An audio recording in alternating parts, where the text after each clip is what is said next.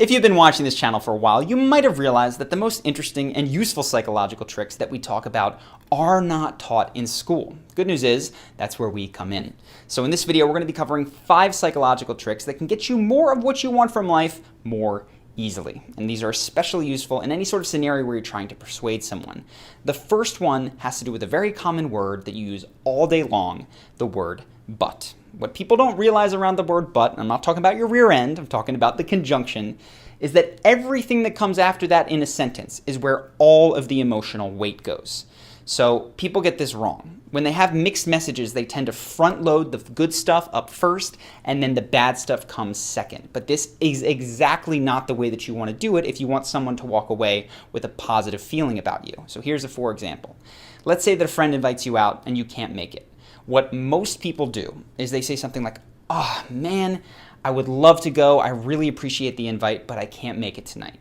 That's not terrible, but all of the emotional emphasis on the fact that you can't make it. If you simply switch that and you say, I can't make it tonight, but I would have loved to have gone and I really appreciate the invite, all of a sudden the emphasis emotionally is on the fact that you're appreciative, that you would have loved to have gone. You're going to get more invitations. That person is going to feel better. So any sort of scenario with mixed news, put the good stuff second and the tougher stuff first.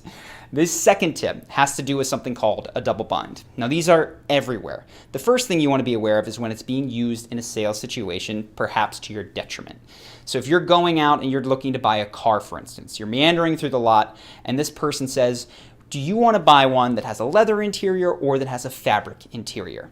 Maybe you've not set your mind on buying at this place, you might want another brand, but they're trying to put you in that line of which of our cars are you going to buy? They don't care if it's fabric or leather. Now, this idea is all the time in sales, be aware of it, but you can actually use it much to your own benefit with people who are stubborn. Or if there's a scenario where you know what you're trying to persuade someone to do is maybe something that they're not immediately going to be open to. And the best way to do this is to use a double bind. It goes like this. You say, "Look, I know that you're probably going to be skeptical about this, and quite frankly, if you weren't, I would think something is wrong with you."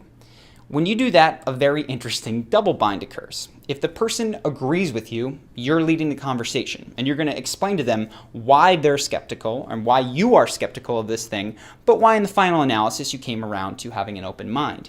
In the second scenario, with the most stubborn people, they'll say, "What do you mean? I'm not skeptical," or at least they'll do this in their own head, and they will go into this conversation trying to convince themselves to have an open mind, which can be very, very useful if you're trying to persuade someone to do something. So that takes us to the third piece. This is around visualization. Now, everyone knows that when you visualize, you can do incredible things with yourself. What we don't realize is that the images that are created in other people's heads by our own words are just as powerful.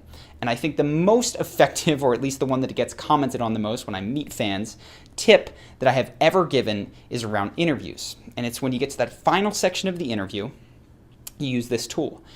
They say, "Do you have any questions about the company?" And you respond, "Yes, actually I do. So let's say this interview went really well. And a year from now, we're looking back, what would I have had to have done in that year for you to feel like I was a great employee and then this was a good pick?"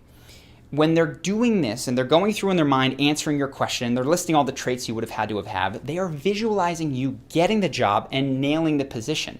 So when it comes time to select who's going to get this job, guess who is going to be at the top of their list? They've thought about you doing a great job already. The same principle can be used across the board. If there's ever a time where there's a gatekeeper, right? And you don't feel like you're going to be able to get in, they're saying, we're not going to do this.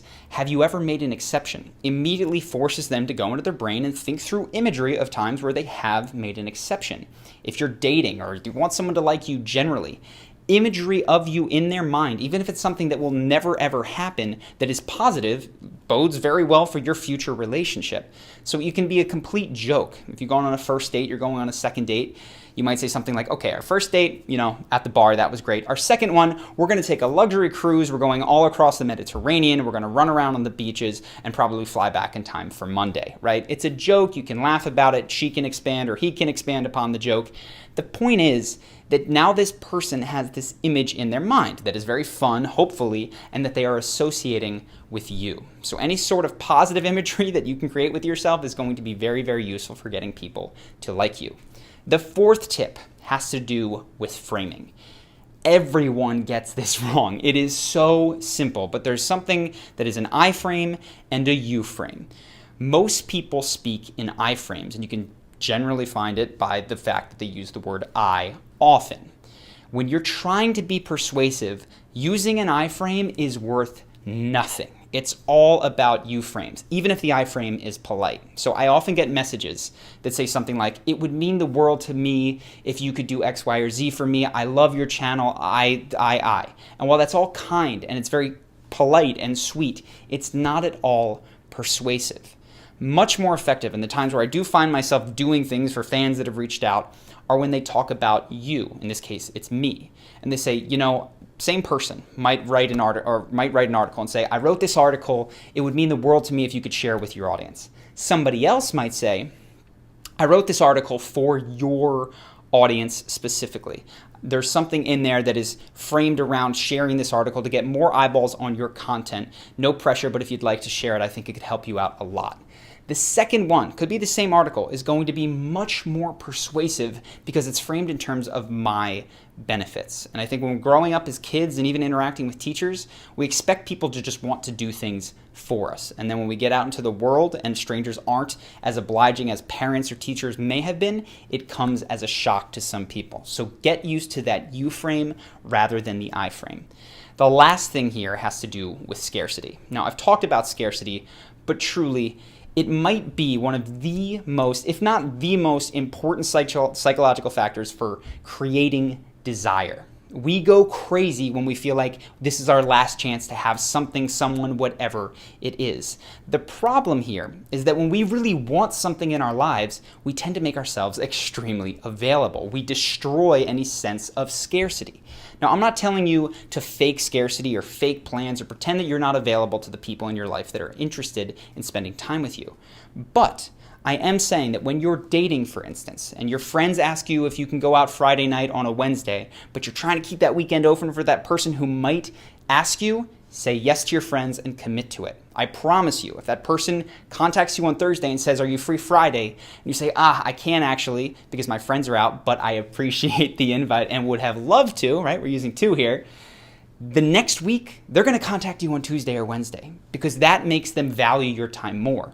When you're looking for jobs, don't just go all in on one job and explain to them how this is your everything, right? It might be very important for you to get that job and you can say that, but continue searching elsewhere. Quite frankly, this just happened within our company. We're looking to potentially hire someone. They're in sort of a trial phase and they got to a position where they said, look, there's this other gig coming up. I do want your job. I would really like to have it, but I need to know by next Thursday or else I have to take this job.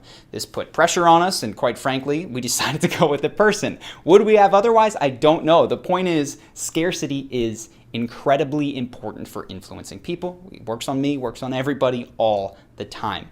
Don't fake it, but allow your schedule to be filled with things that make you a bit more scarce and less 100% available. So I hope that you found this helpful. You can start applying these tips today.